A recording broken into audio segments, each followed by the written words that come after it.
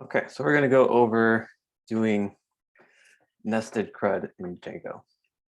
And nested CRUD, so I'll just fast forward a little bit. It's going to look like, go back here. So our app's URLs is going to end up looking like this, where this will be, cohort and student. So you have a cohort. It's going to be like a class or a student, whatever. So before we've been doing all this stuff, we have the base route. Maybe this is a list view where you see everything, and then you can create a new one. And then if I want to get a detail view, we have the ID. But then we can also kind of expand that and say, we don't just want to see the cohorts, but I want to, for a given cohort, I want to see a particular student, or I want to see all of the students, or I want to create a new student in this particular cohort. So that's basically what nested CRUD means. So we're just applying the same basic principles, but at one more level of depth. Can I ask a question already? Sure. So with the student IDs within the cohorts, would it be possible to have two students with the same ID, just in different cohorts? Like student 3 in cohort 1 and student 3. Yeah, so there would be separate models. You'll have a student model, so every student should have a unique ID. Is there a reason that we wouldn't just want to access it by ID then? So it depends on basically how you want to interact. So this is the user interface, or the API, the application interface. So if I know that I want, for Bravo, part-time Bravo cohort, I just want to see all the students there. Otherwise, I'm just kind of looking at all of the students. It would be possible. It would be possible to get all the students, depending on how you set it up. But this is kind of a standard format or structure for doing this. Thank you.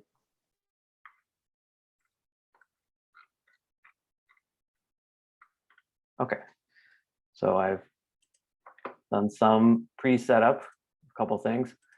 So I'm just going to do some copy pasting. We can talk about things, and then at the end, I'm going to introduce a couple kind of minor add-ons. Non-essential, you don't have to use them, but one is using slugs instead of the ID, and the other is using a UUID. Is it UUID? Unique. I forget what the other U is, but it's basically a hash. It's a hash that's supposed to be unique. So it serves the same function as the primary key ID, and we could talk about why you might want to do that. Adam, did you have a comment? I thought the other U was universal. Thank you. Yeah, it's a universally unique ID.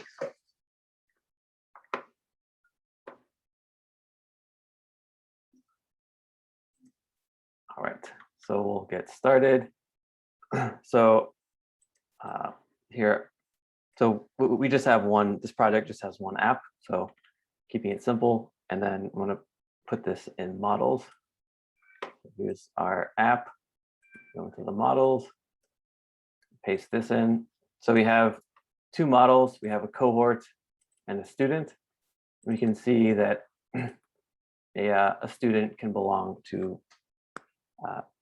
a cohort. So a cohort can have lots of students. A student belongs to just one cohort. It would be possible to design this database differently. You could have a many-to-many. For example, if a student could, start in one cohort and then maybe join another one later or whatever. But this is how this particular application is set up. So nothing surprising here. It's just basic models. And we can run migrations.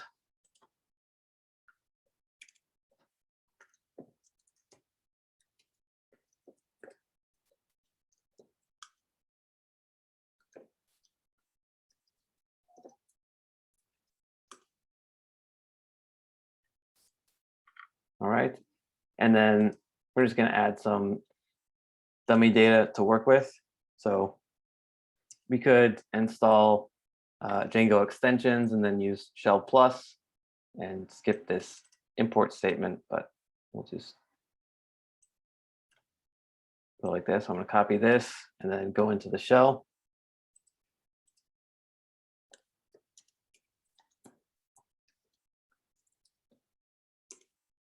And I'll just paste all that stuff in there and exit. And then we'll set up the route. So this is the main route, or the main entry point for the application.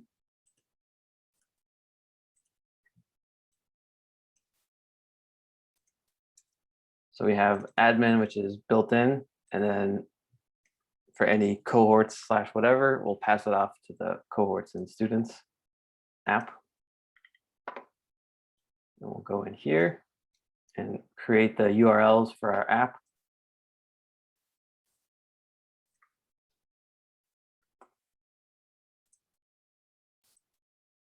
Okay, we have the nested routes commented out right now, but this is all basic CRUD stuff. So we can see all of them. We can create a new one. We can see a particular one. We can edit a particular one. And we can delete a particular one. We've got all of the CRUD functionality. Okay. So yeah, now we're going to go into the views.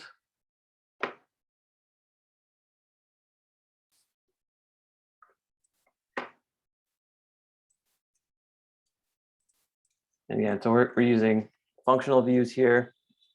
This get cohort is just a helper function. And the cohort list, there's nothing, this is all pretty standard stuff. So cohort detail, that's the same. New cohort, so we have a form, which we haven't created yet. We test if it's valid, we save the form. So this right here, can anyone tell me what these lines are doing? Creating a draft of the form that is to be later sent to the database. Yeah. So in this case, this is an unnecessary step because we're not doing anything else. But if we wanted to do something else, like modify the form, add a field, for example, like a user, something that was hidden, we don't want the user to be able to add their own user information directly to the form. We could do that here. So this is kind of like, this is leaving room for more complicated stuff. Okay. So we have to create the form. So we'll have to, that doesn't come by default. Forms.py. And you don't have to create a separate forms.py. You could potentially, like all of this stuff, I could just add a form in the view and skip that. I could even skip the views and just do everything in URLs, but it's done this way just for clarity, and as the project grows, it makes it more organized. So we have these forms. We're using the model form, which is going to take care of a lot of the boilerplate for us. So for the model form, you have to create a meta class, which is just going to have some, additional attributes. So you have to tell it what model to base on. So, and then the fields. So if we look at our model for the cohort, we have cohort name, start date, end date. Cohort name, start date, end date. So here we're including all of the fields. Another shortcut for this, if you want to include all the fields, is just, you could do that as well. So you can include all of them, or, it just depends. You can get more specific there. All right, so now we're going to go into our templates. So cohort list, we'll have to create the templates.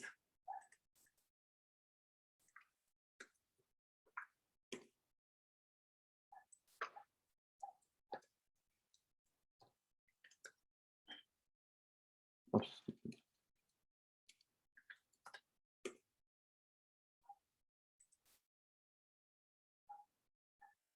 Cohorts list.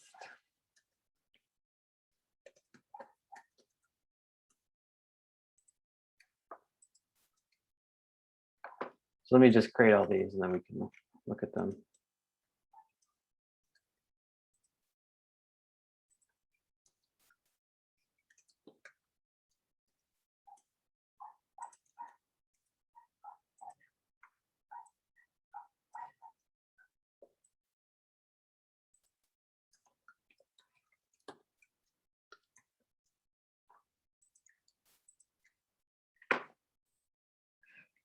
Okay, so let's look at the list first.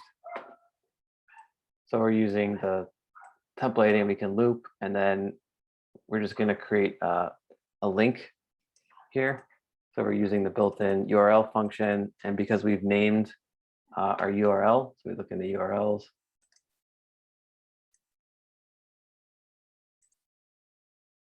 We've given it names so we can refer to them.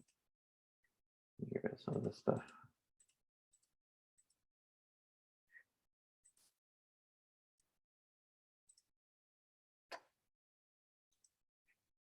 So because we've given a name, so we can refer to it, and we also need to pass in the ID.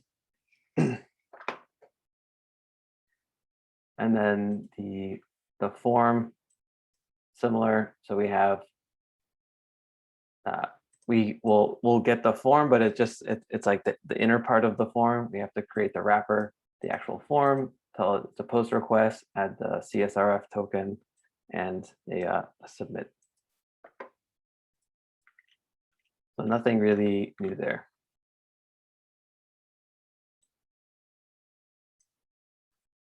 So now we'll go back to the URLs.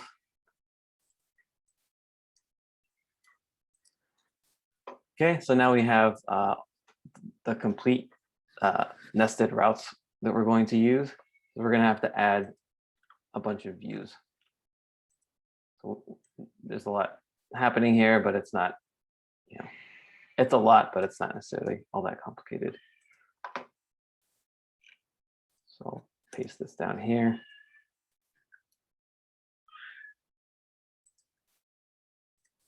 And then we'll get these imports, student and student form.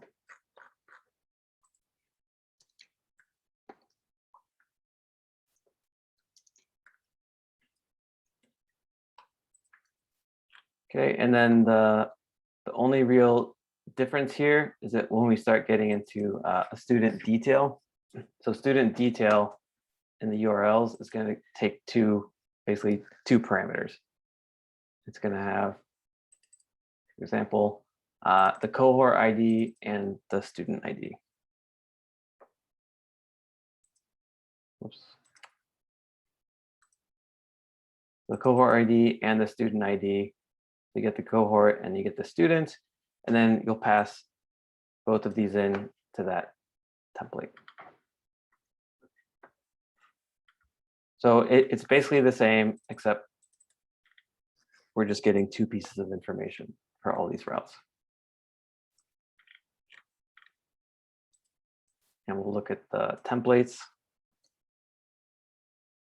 So cohort detail, we're going to add this.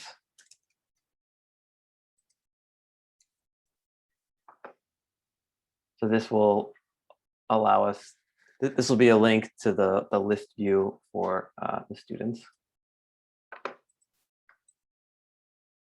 Student detail.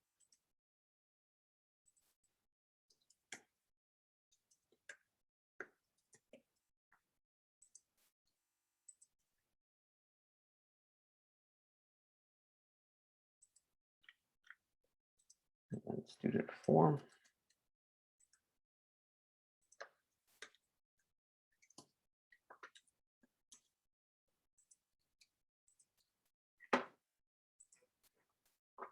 Okay, so for the student detail, let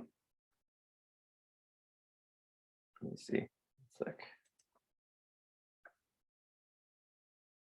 Yeah, so this detail view can basically accept a get or a post request. We've got this form.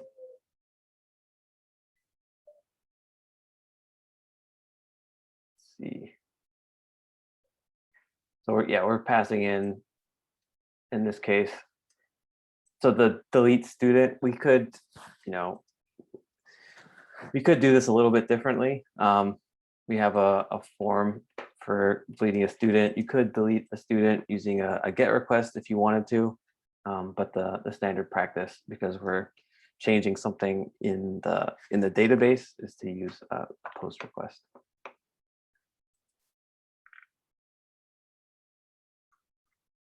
And then students list.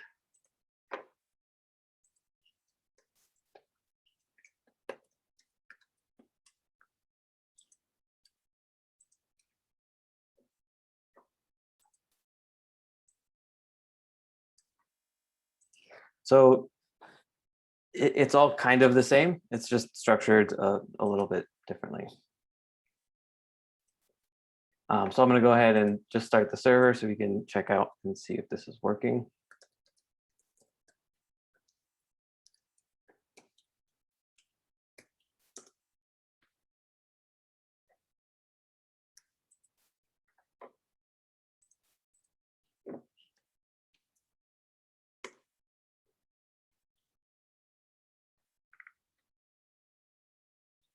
Okay, I'm gonna have to change some of these. So we're getting errors in the meeting. I changed a couple things and didn't update everything.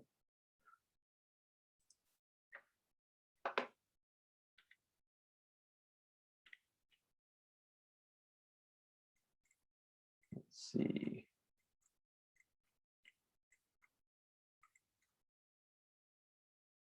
Here.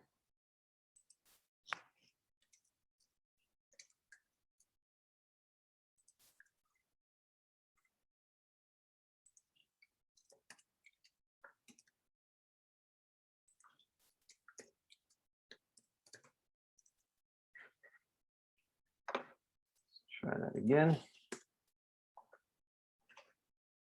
So we have all the cohorts. This is the basic view. And then if I go to Bravo, I'm at cohorts 1. So the first cohort. Then I can also see all of the students in the cohort.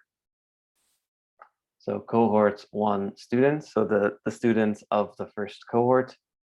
And I can go to, so student 1, the first student, or student with ID 1 in cohort 1.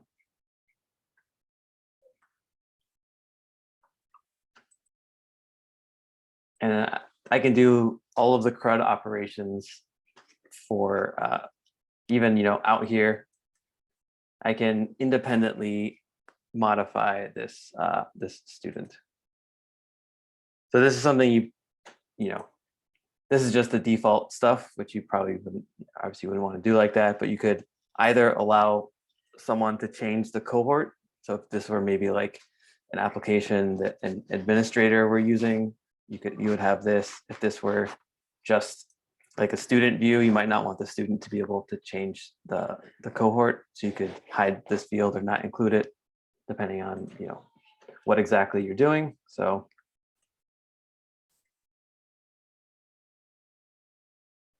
we've changed this, and then if we go, you see all of the students again in this cohort. This has been updated. We could, yeah. Okay, so that's basically it. It's the same stuff. It's just requires a little bit of reorganization. So I'm gonna, because that's fairly, I don't know that there's a whole lot to say about that. I'm gonna talk about two other additional things that you might want to use. You don't have to. But so let's look at this Trello URL. So you got a couple things going on. We have the base URL, trello.com, and then we have this kind of blob, which is, I don't know exactly what this is representing, but probably like maybe the unique, some kind of identifier for my account. So this would be like maybe user 1 or user 5 million or whatever it is. And then we have this right here, which is a string that represents the resource. So this is called a slug. So this is basically a URL safe string. And this is something like a UUID, a universally unique identifier. So we'll look, you may have noticed, so the people who do security can talk about this, but if, our application right now, we have students, cohorts 1, students 1. So we're kind of giving users some potential insight into this, maybe basically we're giving some direct information about our database in the URLs. We're also potentially, from maybe more of like a business perspective, a competitor could just say, well, how many accounts does our competition have? And you can just maybe try a bunch of numbers. They have 1 million, 5 million, 100. You can get information about how many users are there, how many cohorts, and so on. So do any security people has anyone dealt with issues like this where you're using a primary key in the URL? Yeah, so if you don't have protected routes, you can hop around to different users, get their context, and just go from there. So it definitely makes it easier. And you can normally start to figure out what the backend database looks like. So everything becomes easier. Yeah, and it's just good for enumeration. So like your point about users, but it's the same for like customers. So if you want to know a vendor's list of customers, you can just iterate through their IDs in the URL and see, oh, they work with this bank and this hospital. And so it's helpful if you want to get information. Yeah. So has anyone done, I know I talked to Adam about this. Has anyone else done web crawling or web scraping? Yeah, Adam's halfway to being a security person if you like Scapey. So it's like how everything starts. Yeah, so if anyone's ever done web scraping, you want this. This is your dream, because it means that you can access everything. You can write a script that will take this URL and increment by 1, and you can just run the script and hit every single endpoint that's available for this resource. Whereas if you used, let's say, either a UUID or a slug, then you can't. I mean, it's much harder to automate something like that. So if you want to prevent people from scraping your site, which you might want to do just for other reasons, just in general, you don't want people scraping, or again, this just has to do with, you don't want people to be able to collect a whole bunch of information or all of the information that's available. So we'll go ahead and implement. We'll do both, just so you can see both. So the first thing, I'll do a UUID here. So there are a couple ways you can do this. A UUID, a universally unique identifier, as you might surmise, could replace a primary key. So right now we're using an auto-incrementing primary key. So it starts at 1 and then goes up to whatever the biggest number that this can handle is. We could also replace that with a UUID. So there are some advantages and disadvantages to that. You can also create a separate field, which would be a UUID field. So I'm actually gonna replace the ID just because. So this is gonna require, I'm just gonna blow up the database when I do this and restart. But so my ID, again, Django by default will do this for you, but we're gonna override that. And we're gonna do models dot UUID field. So this is built in to Django, very easy. And so Python also includes in the standard library, there's a UUID module. So a UUID is just going to be a hash.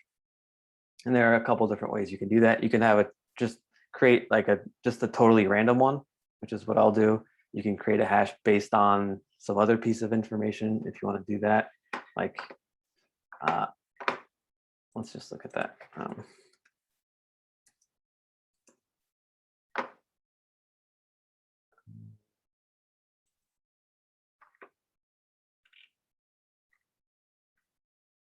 So this is the module. Let's see. So there's some functions. So there are 4. I don't know where 2 is, but so you can create a UUID based on a host ID and so on, and the current time. So there's some things that happen depending on your use case. We're going to use this, which is just a random UUID, but yeah, so there are different subtypes that you can use. So for the field, we're actually going to make it the primary key. So we're going to pass that in. Primary key is true. And then we're going to, we want this every time a new cohort is created, we want to automatically give it an ID. So the default will be UUID. Oops. We're gonna have to import that from Python, from the standard library.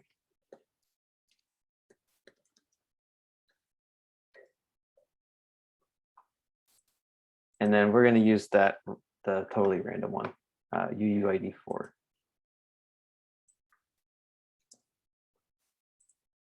So by default, every time this is created, it's gonna give it a default value, which it's going to get from that function. And then let's see, there's a couple other default parameters. If you look at the documentation, so editable is false. I think that should be good. Is there a advantage or disadvantage over using one kind of UUID over another? I think it would just depend on, so one issue is that you want to make sure this is unique. If you wanted to base it on like a user ID and other things like that, you could definitely, I don't know that there's a clear right answer in general. Yeah. Does anyone else have any thoughts? I think it goes into your vertical or not vertical, your what you're doing. Some of those up there where you start seeing current time and things like that might become auditable inside the industry you're making the web app for. Maybe they have some requirement to audit and a ledger-based system. So maybe that's where you get into UUID 1s and 3s and stuff. Yeah, and 3 looks like you could reproduce that one. So as long as you have the identifier, you can recreate the hash since MD5 is standard. So if the app is somehow reproducing the UUID for some functionality, where the system time is going to throw that for a loop because you can't reproduce it. Yeah. So if you did something like this, you would want to make sure that you're passing in something else that's unique. So avoiding collisions with hashes. So this is one reason why using hashes. If you're using the auto increment ID, you're basically sure that this is going to be unique. Whereas there's some, very, very low, like, you can ignore it, probability that you could have a hash collision.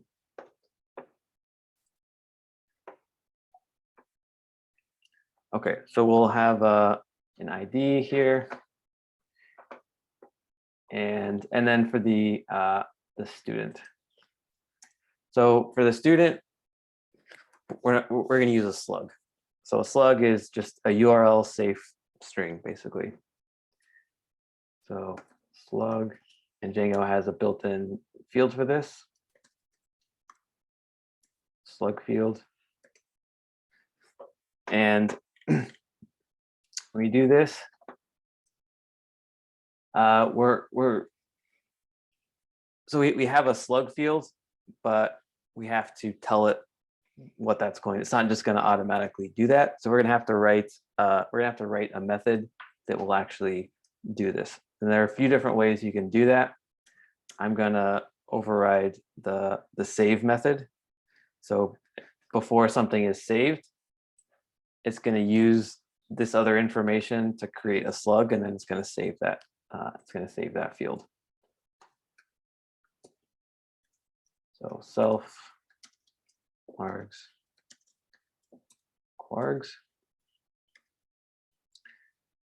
and we can do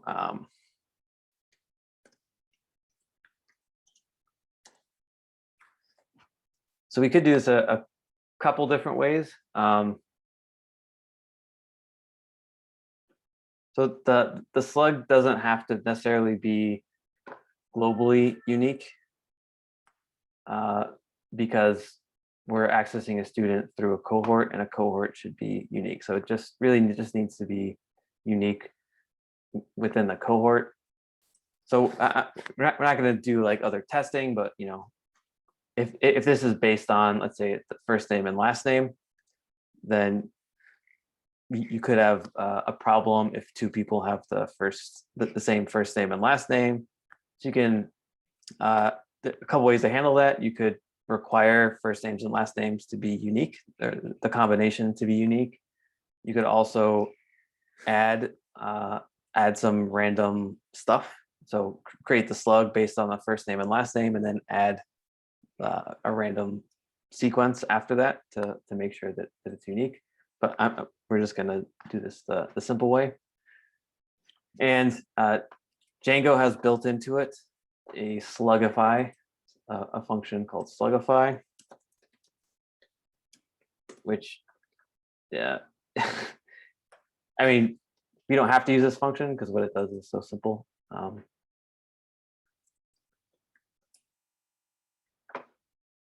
So it converts a string to a URL slug. So it converts it to ASCII. It converts it to lowercase. It removes characters that aren't this limited set. So just URL safe characters, and then replaces spaces with dashes. And that's basically it. So if you pass in the string, space Joel space is space a space slug space, you get Joel dash is dash a dash slug.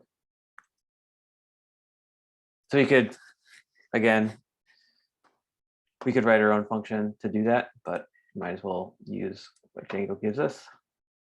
So Django.utils.text.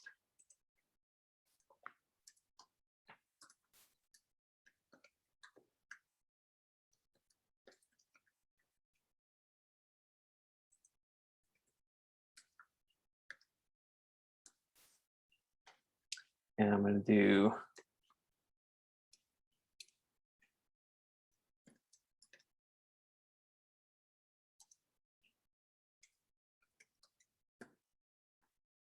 self.first name, self.first name. Yeah, that should be fine. Okay, and so I'm going to add this field, and then I'm going to call the super save so that the default stuff can happen. So super, oops.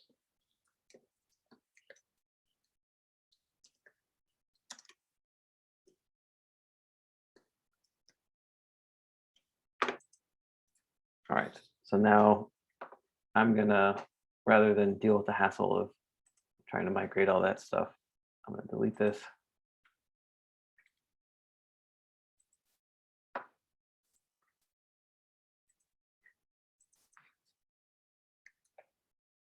And I'll run Python.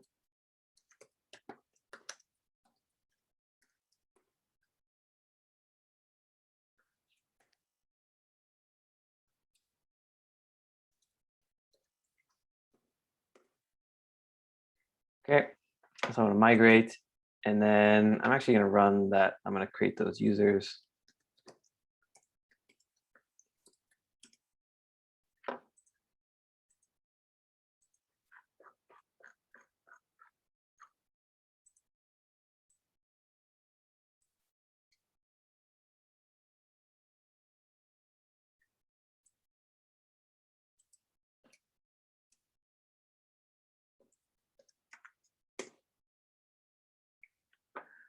Okay.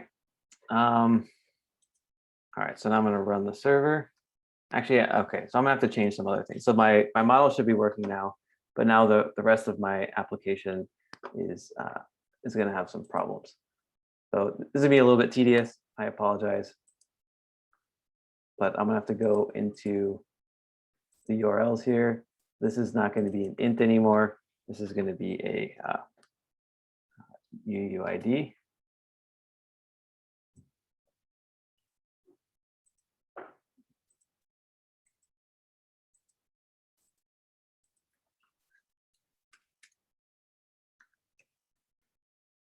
I'll change this.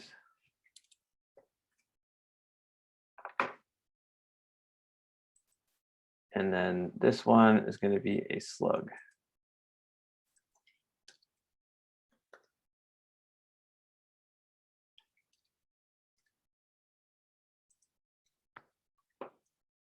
We need to change the cohort ID on line 7.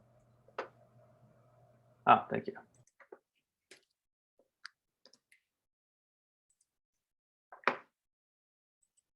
And then the views, again, this is going to be a pain. I apologize. If you want to take 5 minutes and stretch, go ahead. I'm just going to be doing some stuff here. I have a question for you while you do it, Chad. Yeah. So super, just so I'm understanding this, one of those things that have got me to screw it. So super's calling the inherited class to save again, but it's going to add in that one piece to it. Right? Yeah. So look at That's what it's doing. Yeah. Give me 1 sec. Go to models. So it's kind of like what we did before with commit false. So we're kind of pre-saving. So all we're doing here is we're just our model is going to come in with this information because this is coming from the form, right? So when someone submits a form or whatever, this is what's going to be on it. Slug, we could include it potentially in our form and then have the user, create your own slug, but then obviously there are all kinds of problems with that. So this is something we don't want the user to have to worry about or think about or give them any access to. So we just take care of that kind of behind the scenes here. So we'll add this to the instance of the model. So now it'll have a slug field, and then we save it for real. Okay, so that's just, like I said, yeah, it's just resaving it, but adding your own attribute to it. Yeah, what it's doing. The definitions get really confusing for save. They talk about all levels of inheritance, and it just or super. Yeah. I mean, yeah, right. Yeah, that's true. So depending, so when you have multiple inheritance, you have to pay attention. Something called MRO, which is method resolution order. So you just have to be careful about how you're passing in the multiple classes that you're inheriting from. But so that's basically something you have to pay attention to as a developer. I mean, if you were developing Django. But here they're obviously cognizant of this, so they will make sure that there aren't multiple saves, or that if there are 2 classes with save methods and models.model inherits from both of them, that the appropriate one is going to it's going to look for the appropriate one first. We haven't talked about method resolution order. It's not that complicated, but it kind of sounds a little complicated. The way normal inheritance works is, right, so I inherit from, so I have my animal class, then I have my dog class, and if I have a whatever walk method on the animal class, and I want to call that method from the dog class, it's going to look in the dog class first, and if it doesn't find it, it's going to check, oh, do I have a parent class? And it does, so it's going to look through there. So there's going to be a series of lookups, and if it finds a walk method on itself, it's not going to look up to the parent, right? Okay. So So the first one it finds is what it's going to work off of. Yeah. Whatever one it finds first. Yes. So if you have multiple inheritance, it's a inherits from animal and whatever four-legged creature and whatever else, there's an order that it's going to look through all of its parent classes. So you just have to be aware of that order and make sure you structure it in such a way that if there's a conflict, you're getting the right one. We can talk about that that more if you'd like. Oh no, yeah, no, I understand the inheritance. It's used in actually security as a different realm. If you give too much write permissions to folders, and you know the inheritance of the program, you can sort of steal the DLLs and load what you want, because it looks in that certain, like Windows naturally looks in a certain order. So if you give the wrong permissions, I can drop like a DLL that it's looking for, but it's not supposed to find it there. But if it finds it first, it loads mine and not the one it should load. So I understand that side of it. Okay, thanks for the clarification. So how do you, I'm just curious, how do you justify using a computer? Are there any like total Luddites? Once you become a security expert, you just stop using computers altogether? Is that a thing? Probably. I'm sure there are some super paranoid people out there in the world. I do have like a separate, so my paranoia is I have like real internet feeds into my house. So there's a true air gap, and one set of stuff never touches the other. So like I have two internet feeds coming in, and I would never do anything on those other systems because too much stuff gets tested there. So that would be my paranoia. Besides that, and then I don't know, I'm probably not as paranoid as some people though. I know some people go a bit over the, they don't have any social media accounts. They like constantly scrub themselves from all things. So yeah.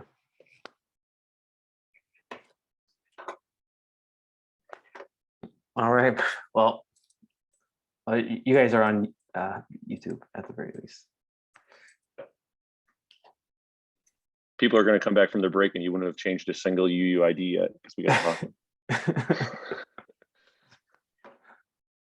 Oh, right. Yeah, that's what I was doing. Yeah. Okay, let's go back to the views. Let me see if I can.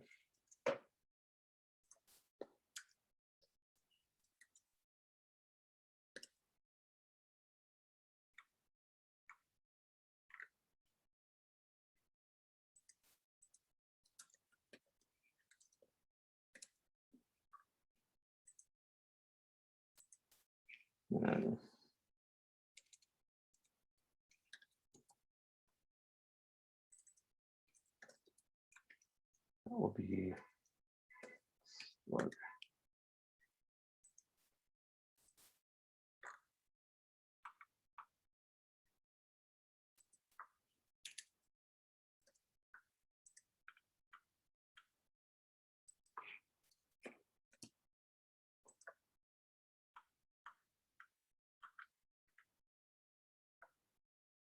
This will be Slug. Make sure this will be, yeah, this will be ID.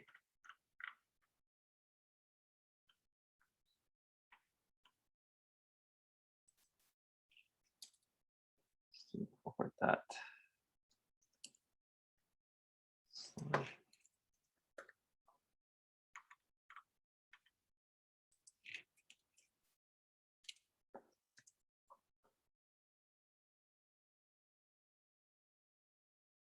Students have a slug, not a UUID.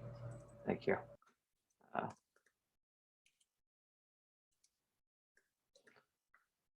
Do the slug, and then, okay, that should be fine. All right, I'm sure I missed something, but.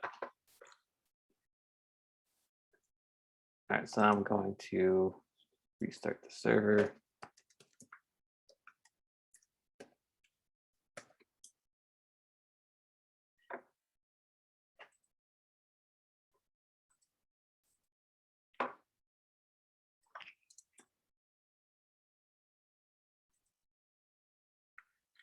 Right, gonna go in here. Sorry about the tediousness here. Or ID port. Wait, that should be fine. ID. This one.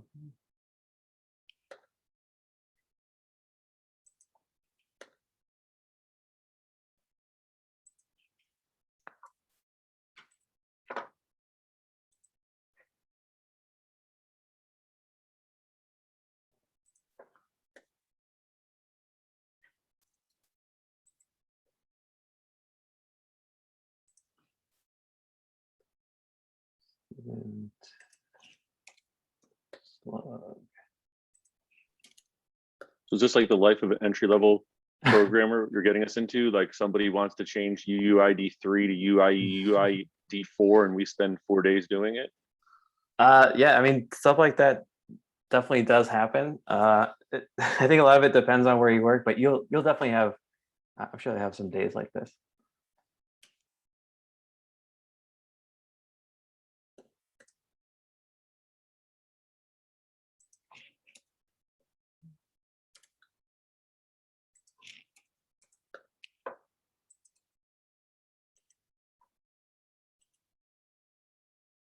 I think not just lower level though, probably.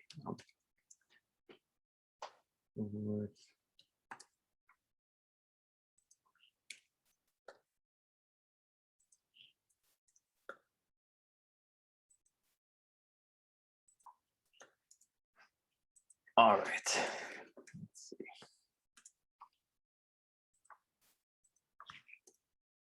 There we go. So everything looks the same for now. If I go to Bravo, I can see that it's not just one, it's this UUID. And if I can see all the students here, if I go to Scott, it's not students one, it's Scott-P because it's the first and last name. And I can edit the student, maybe even add some.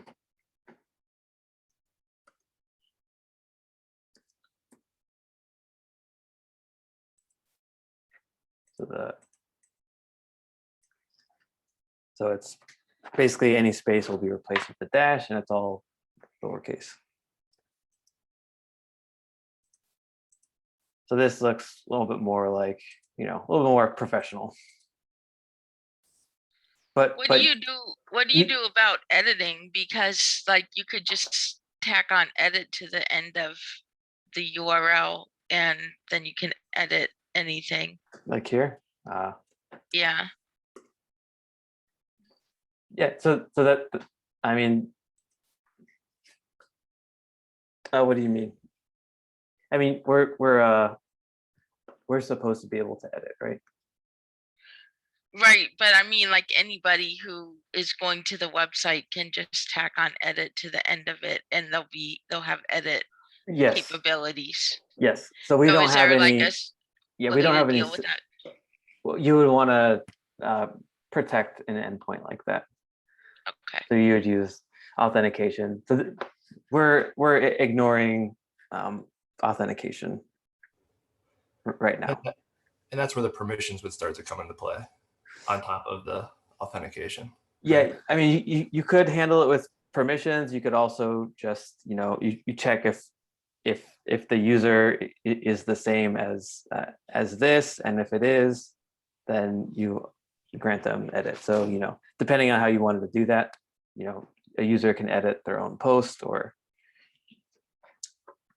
permissions is, you could say, for example, you could give, let's say if you had an application and you wanted to do a tiered service, or you could read posts, so you could make GET requests, and so you'd be in a group that's like free users group, and that group has the read permission for any resource, let's say, and then you have the paid accounts, and the paid accounts can make write requests. They can make post requests as well. So you could do it that way.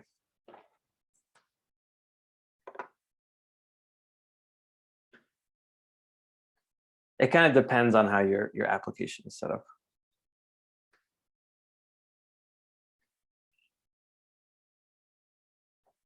Okay, so this is the the slug and the UUID. You don't have to, if that's purely optional. I'm just that's just a little bonus thing. Are there any questions? Can you change how long the UUID is? Like in the Trello thing, it's only like 5 to 7 characters long, but in here it's like 20. Yeah. So one thing to think about is that the slug should be unique. Not the slug. I meant the UUID. Oh, I'm sorry. Yeah. So this, I mean, the way we have it set up here is this needs to be unique. So if you make it smaller, you're increasing the chances that you're going to have a collision. You're going to have multiple resources with the same ID. So you definitely could do that. And you could even just do something like, you could write your own function that randomly generates, let's say, a string of 5 characters that has combinations of numbers and letters. So there are lots of options. The issue is like, what happens at scale? So what happens if you have 20 resources, then that's not really a big deal. But if you have 20 million resources, then you have to start worrying about that.